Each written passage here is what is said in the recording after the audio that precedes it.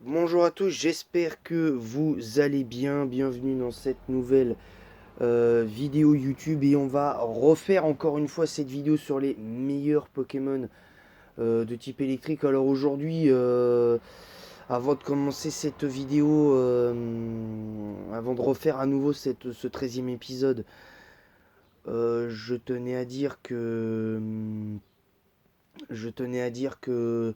bien que mon équipe là aujourd'hui de Urgold en anglais soit prête et que j'ai remplacé Ampiflore par Cisaillux parce que malheureusement je n'ai pas eu le choix, on va dire. Je n'ai pas vraiment eu le choix.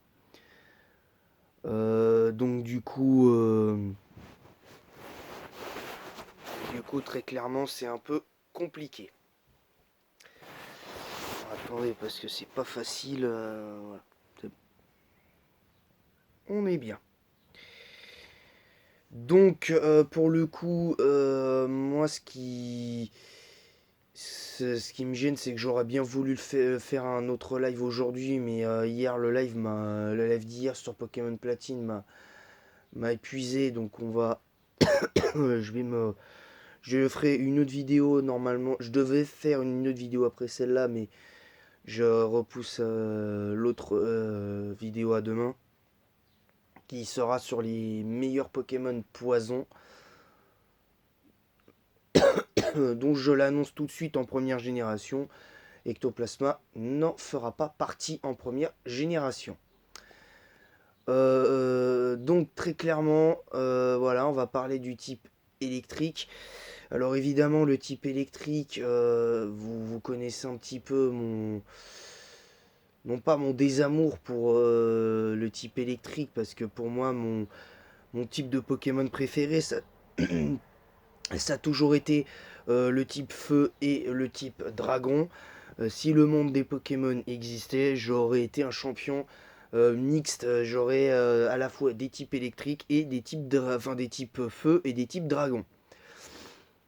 Donc on va commencer par on va commencer par la première génération.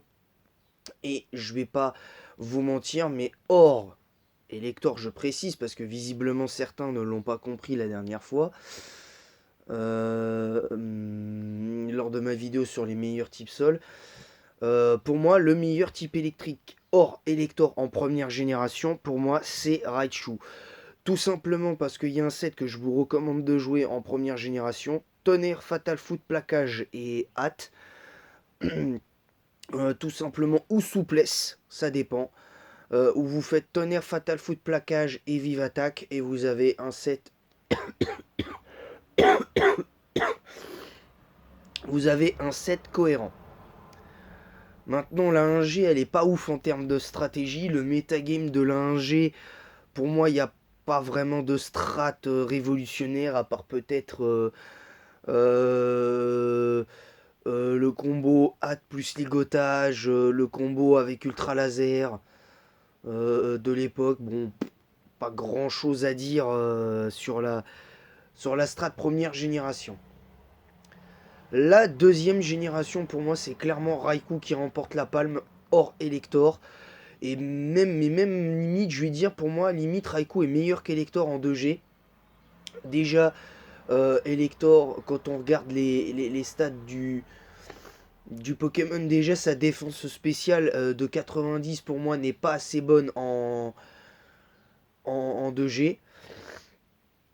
C'est devenu un peu meilleur par la suite parce que tu pouvais mieux investir et tout, mais pour moi, c'est Raikou le meilleur Pokémon de la électrique, en tout cas de la 2G. C'est pas plus compliqué que ça. Et spoil, Elector sera à mon sens le meilleur type électrique de la 5G parce que pour moi c'est là où Elector a été le plus fort. On va passer à la troisième génération et là c'est un peu plus difficile parce que pour moi le type électrique en 3G c'est pas non plus la folie. À part quelques exceptions, mais je vais parler quand même d'un Pokémon que j'aime beaucoup. J'ai un chat dans la gorge, excusez-moi. C'est Faramp. Je le mets en tant que meilleur type électrique de la 3G. Or, Elector qui a pris un peu plus d'importance en 3G. Mais pour moi, Or Elector en 3G, c'est le meilleur type électrique de la 2G. Parce que j'ai joué ce Pokémon et il m'a beaucoup plus marqué qu'un Elector. Parce que quand je vous parle de mes vidéos top, je vous parle de vécu personnel. Encore une fois, je vous donne mon avis personnel sur les Pokémon que j'ai joué ou affronté, ou les deux, ça dépend. Et aussi, je vous donne un avis, après, peut-être pas à 100% objectif, mais qui a le mérite d'exister après bientôt 22 ans de vie commune à Pokémon. La quatrième génération, pour moi, c'est Magnézone qui est meilleur que Elector. Tout simplement parce que pour moi, les stats sont plus intéressantes chez Magnézone que chez Elector. Et pour moi, Magnézone m'a beaucoup plus marqué qu'un Elector en 4G. Même si Elector était très fort en quatrième génération, c'est pas non plus un monstre. C'est pas non plus le monstre de la 4G. C'est pas non plus le monstre de la quatrième génération. Alors, je vais pas dire non plus que Magnézone c'est un monstre absolu en 4G, mais pour moi c'est le meilleur type électrique parce que je trouve que défensivement son double type élect- électrique et acier est bien mais et à mon sens bien meilleur. Et voilà, je pense très sincèrement que même là, on peut pas dire le contraire, à part si vraiment, voilà, t'es dans ce mood-là. Mais par contre, effectivement, Elector en cinquième génération, c'est le meilleur type électrique de loin. Et là, à partir de là, effectivement, Elector a pris plus d'importance en stratégie, que ce soit en stratégie solo ou même duo, parce que je l'ai déjà vu dans des matchs en combat duo, matchs en ligne et en combat duo à l'époque. Je m'en souviens assez bien. Je m'en souviens assez bien. Mais Elector, quand même si il a été underuse en cinquième génération, alors il me semble que de base il avait été overuse, mais je crois qu'il est passé underuse euh, il y a pas si longtemps que ça.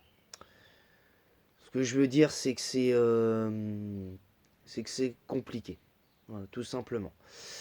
Mais pour reparler d'Elector, pour moi, c'est ce qui fait la puissance d'Elector en cinquième génération, c'était les teams Rain, principalement avec Tarpo, avec à l'époque Hipporoi, Ludicolo avant le ban et tout ça. C'était des Pokémon qui étaient vraiment assez intéressants. Et même Béquipan était un peu meilleur en 6G, même si ça n'a pas été non plus un immense Pokémon, etc., etc. Et beaucoup vont être surpris de la septième génération pour la 6G, parce que la 6G, on connaît un petit peu la puissance de certains types électriques. Mais moi, je vais parler de Fulguris, parce que Fulguris, je l'ai joué une ou deux fois, je l'ai plus souvent affronté que je ne l'ai joué.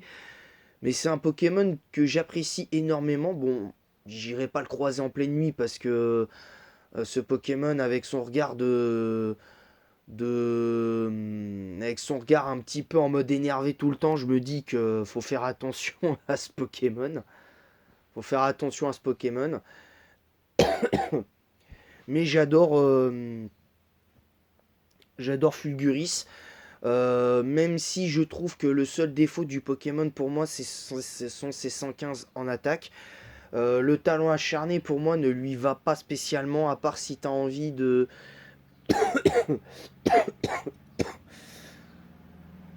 À part si tu as envie de jouer des sets physiques, et encore, je suis pas sûr. Moi, je suis pas convaincu de Démétéo, enfin de Fulguris génie en forme génie en tant que attaquant physique, j'en suis pas convaincu.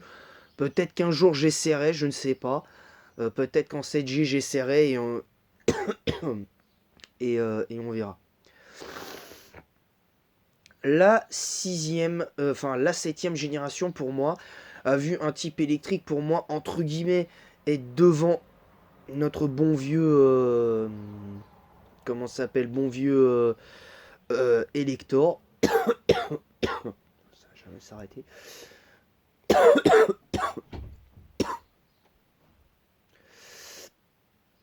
Je parle évidemment, je parlerai pas de Zekrom parce que pour moi Zekrom c'est pas non plus la grande folie, et même en Uber pour moi je trouve qu'il a pas tant sa place que ça. Pour moi le meilleur type électrique de la 7ème génération c'est clairement Tocorico, et rapidement sur Tocorico je trouve que son double type est plus intéressant. Il a lui par contre, moi je trouve que sa logique aurait dû être sur le spécial et non sur le physique. D'autant que la plupart du temps, j'affrontais des Tocorico spéciales. 51%, plus de la moitié du temps, j'avais des Tocorico spéciales et non physiques.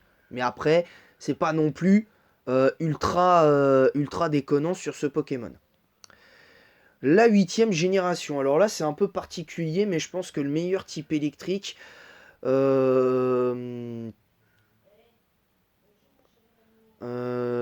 techniquement... devrait être à mon sens, aurait dû être Cablifère, voire Elector. Mais pour moi, il y a un type électrique qui surpasse tout le reste, et c'est Regieleki. Tout simplement parce que Regieleki a certes des offenses un peu bizarres, des défenses très mauvaises, mais une vitesse, alors par contre ça j'ai pas compris pourquoi avoir mis 200 de basse vitesse sur un Pokémon comme ça, c'est ça que je comprends pas.